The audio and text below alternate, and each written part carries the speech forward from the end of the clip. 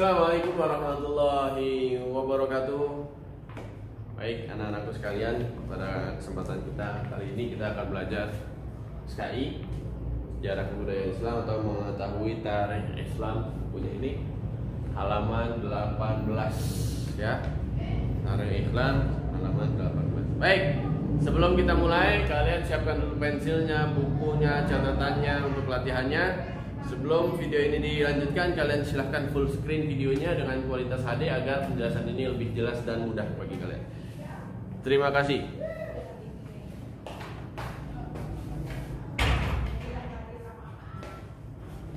Baik anak-anakku sekalian, sebelum kita mulai, Pak Walid akan memberikan gambaran.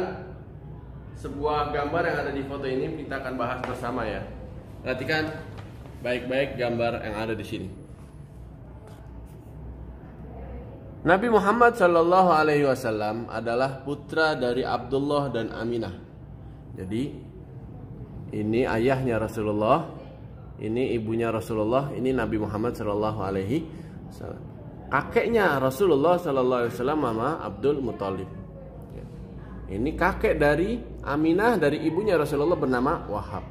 Aminah binti Wahab. Ini adalah satu keturunan, satu garis keturunan Rasulullah Sallallahu Alaihi Wasallam dari ibunya dan ayahnya, kemudian menjadi satu pada keturunan yang bernama Kilab. Jadi satu buyut dan satu nenek moyang. Ayahnya Rasulullah dan ibunya Aminah itu satu nenek moyang yang bernama Kilab. Ya, Aminah binti Wahab bin Abdul Manaf bin Zuhra bin Kilab. Abdullah bin Abdul Muthalib bin Hashim bin Abdul Manaf bin Qusay bin Kilab. Baik. Itu adalah sedikit tentang silsilah keturunan Rasulullah Sallallahu Alaihi Wasallam. Walid lebih bercerita kepada keadaannya Rasulullah Sallallahu Alaihi Wasallam. Rasulullah Sallallahu Alaihi Wasallam mempunyai ayah yang bernama Abdullah bin Abdul Muthalib. Ya. Abdullah bin Abdul Muthalib ini menikah dengan Aminah. Kemudian Abdullah bin Abdul Muthalib ini berdagang ke negeri Syam. Dalam perjalanan pulang, Abdullah bin Abdul Muthalib sakit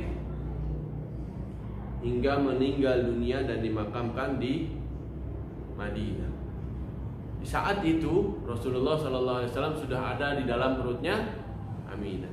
Jadi Rasulullah di dalam perut umur 3 bulan. Di saat itu ayahnya meninggal. Pada suatu ketika sampai saatnya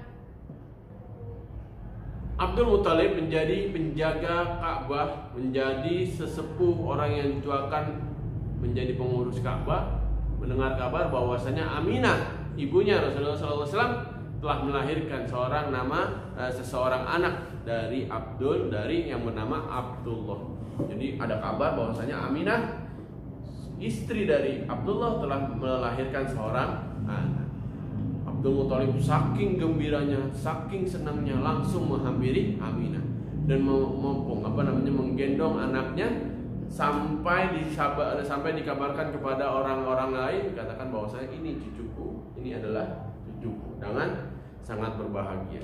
Dan Aminah saat melahirkan Rasulullah SAW, kalau ini pernah cerita, tidak merasakan sakit apapun dari kemuliaannya Rasulullah Sallallahu Alaihi Wasallam. Nah, Rasulullah Sallallahu Alaihi Wasallam lahir pada tanggal 12 Rabiul Awal, tepatnya pada tahun gajah. Ya, 12 Rabiul Awal, tahun gajah. Kenapa kok tahun gajah, Pak? Karena di saat itu ada pasukan gajah yang menyerang kota Ka'bah. Ya, sebelum Rasulullah lahir, ada pasukan Ka'bah yang ingin menghancurkan Ka'bah.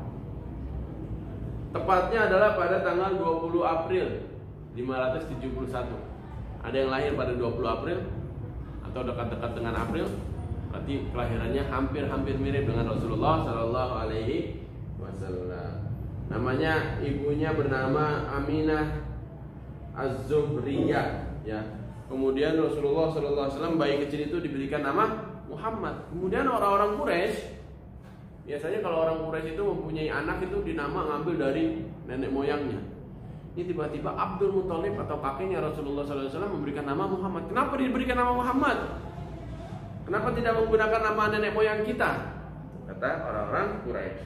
Akhirnya kata kakeknya Rasulullah SAW, ini cucuku bernama Muhammad akan dipuji, ya, akan dipuji oleh penduduk bumi dan mendapatkan pujian dari langit.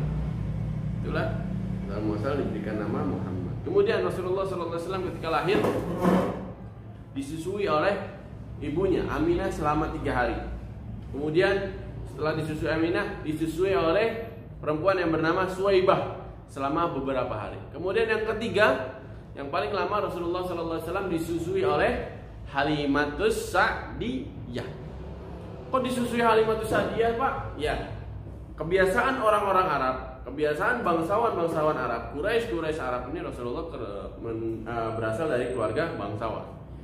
Orang-orang Arab, bangsawan Arab mempunyai kebiasaan kalau punya anak itu disusui oleh orang-orang desa atau disusui oleh orang lain. Kenapa seperti itu? Karena orang-orang desa masih sehat, masih jauh daripada segala hal-hal yang buruk. Itu salah satu tujuannya. Akhlaknya mereka masih bagus, tingkah laku mereka masih bagus. Biasanya orang-orang pedalaman atau mereka disebut sebagai badiyah, orang-orang pedalaman. Itu kebiasaan orang-orang Arab menyusui anaknya, disusui oleh orang lain yang dari desa. Jika disusui oleh Halimah, semua urusan yang berkaitan dengan Halimatus Sa'diyah, ya, Halimah berasal dari desa Sa'diyah, makanya dibilang Halimatus Sa'diyah. Ketika dibawa oleh Halimatus Sa'diyah, Rasulullah SAW yang tadinya Halimatus Sa'diyah mempunyai air susu yang sedikit, ketika ingin menyusui Rasulullah SAW air susunya menjadi banyak. Bahkan untuk menyusui anaknya yang ada di rumah itu sangat lebih dan dari cukup. Keberkahan dari Rasul. Ketika ingin pulang, ontanya itu lemas, ontanya itu kurus. Ketika sudah membawa bayi Rasulullah SAW, ontanya itu atau hewannya itu menjadi gemuk dan air susunya menjadi banyak. Bahkan Halimatus Sa'diyah dan suaminya bisa meminum air susu onta tersebut sampai puas, sampai kenyang. Keberkahan yang awalnya tidak ada air susunya, hewan tersebut menjadi ada karena keberkahan dari Rasulullah SAW. Ketika sudah 2 tahun disusui oleh Aminah, disusui oleh Halimatus Sa'diyah, Rasulullah SAW itu ingin dikembalikan kepada Aminah.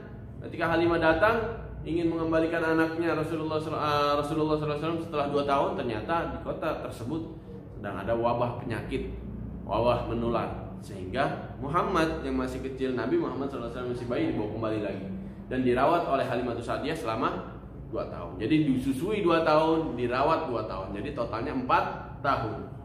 Setelah 4 tahun akhirnya dikembalikan kepada Aminah. Setiap Aminah melihat Rasulullah SAW, dia selalu teringat sama suaminya, yaitu ayahnya Rasulullah SAW, siapa yang bernama Abdullah bin Abdul. Akhirnya karena keinginan yang kuat, karena di saat itu masih banyak padang pasir, Aminah ingin mengunjungi, ingin berziarah pada makam ayahnya Rasulullah yang bernama Abdullah di kota Madinah. Sampai di kota Madinah, ketika ingin perjalanan pulang dengan susah payah melewati padang pasir kering, panas, terik, Aminah dengan Ummu Aiman, Siti Aminah, ibunya Rasulullah dan Nabi Muhammad SAW masih kecil. Saat itu Rasulullah SAW berumur 6 tahun. Di perjalanan ketika karena kelelahan, karena kecapean, dan akhirnya Siti Aminah itu sakit di perjalanan dan akhirnya meninggal dunia di kota Abwa, yaitu kota antara Yastrib atau Madinah dan Mekah.